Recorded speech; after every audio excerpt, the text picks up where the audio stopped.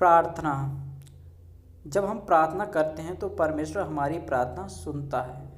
इब्रानी 11:6 के अनुसार बिना विश्वास से उसे प्रसन्न करना असंभव है। जो कोई उसके पास आता है उसमें विश्वास होना चाहिए कि वह है, और जो कोई उसकी खोज करता है वह उसे प्रतिफल देता है। विश्वासी मनुष्य की आंतरिक विशेषता है जिसके जरिए वह अदृश्य परमेश्वर से बात करने की आस रखता है।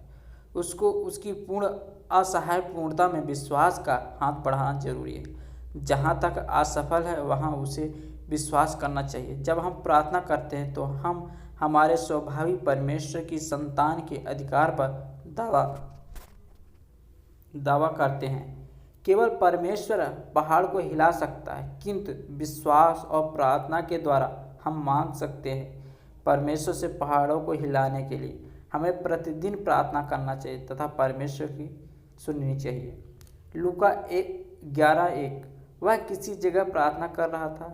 जब वह प्रार्थना कर चुका तो उसके चेलों में से एक ने उससे कहा, हे प्रभु, जैसे यूहन्ना ने अपने चेलों को प्रार्थना करना सिखाया वैसे ही हमें भी तू सिखा दे। हमें सिखाना चाहिए कि कैसे प्रार्थना करते हैं। शरीर का दिखाना महत्वपूर्ण नहीं, किंतु हृदय का दिखाना महत्वपूर्ण। घुटने में बैठने से बढ़कर परमेश्वर को अपना हृदय सौंपना मुश्किल है। फिर भी बाहरी दिखाना आंतरिक आत्मिक स्वभाव का प्रतीक है, लेकिन हमेशा नहीं। दोबारा मुख्य बात हृदय का दर्शाना है। मत्ती 6:9-13 अतः तुम इस रीत से प्रार्थना किया करो, हे हमारे पिता, तू जो स्वर्ग में है, तेरा नाम पवित्र माना जाए, तेरा राज जाए, तेरी इच्छा जैसे स्वर्ग में पूरी होती है वैसे पृथ्वी पर भी हो। हमारे दिन भर की रोटी आज हमें दे, और जिस प्रकार हमने अपने अपराधियों को क्षमा किया वैसे ही तू भी हमारे अपराधों को क्षमा कर, और हमें परीक्षा में ना ला, परंतु बुराई से बचा, क्योंकि राज और पराक्रम और महिमा सदा तेरी ही है। आमीन। हम पिता से प्रार्थना करते हैं। प्रभु ने सिखाया कि हमारा पिता जो स्वर्ग में है। बाइबल आधार बताता है कि हम पिता से प्रार्थना करते हैं। प्रभु यीशु के नाम से हम पवित्र आत्मा की शक्ति में यह प्रार्थना हमारी प्रार्थना का नमूना है। मत्ती 6:10 तेरा राज जाए, तेरी इच्छा जैसे स्वर्ग पूरी होती वैसे पृथ्वी पर भी हो। हमें पिता की इच्छा में होना जरूरी है। प्रार्थना का उद्देश्य मनुष्य की इच्छा स्वर्ग में पूरी हो नहीं है, किंतु परमेश्वर की इच्छा धरती पर पूरी हो।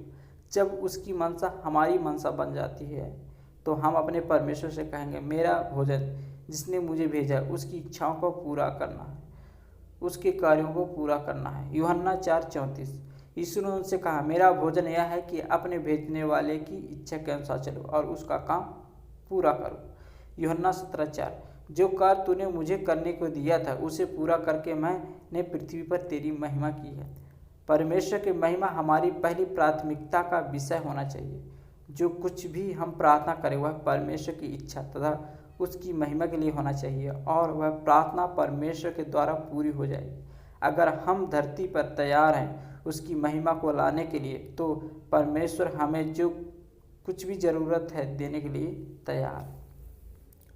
यूहन्ना 14:13 जो कुछ तुम मेरे नाम से मांगो वही मैं करूँगा, कि पुत्र के द्वारा पिता की महिमा हो। हमें विश्वास से प्रार्थना करना जरूरी है। परमेश्वर की इच्छा यीशु का नाम पूरी दुनिया में फैलाना है। 1 तीमुथियुस 2:4 जो यह चाहता है कि सब मनुष्यों का उद्धार हो और वे सत्य को भली बात पहचान लें।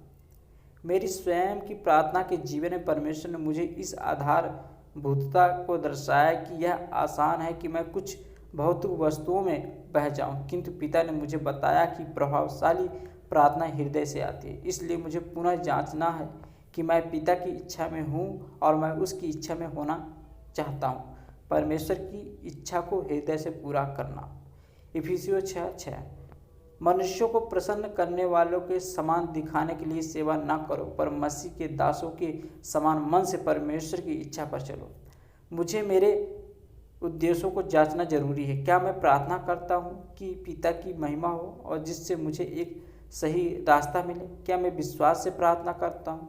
अपनी विनती को उसके वचन के आधार पर रख कर प्रार्थना करें कि आप परमेश्वर की महिमा को लेकर आए, यीशु का नाम पूरी दुनिया में प्रकट करें। हालेलुया।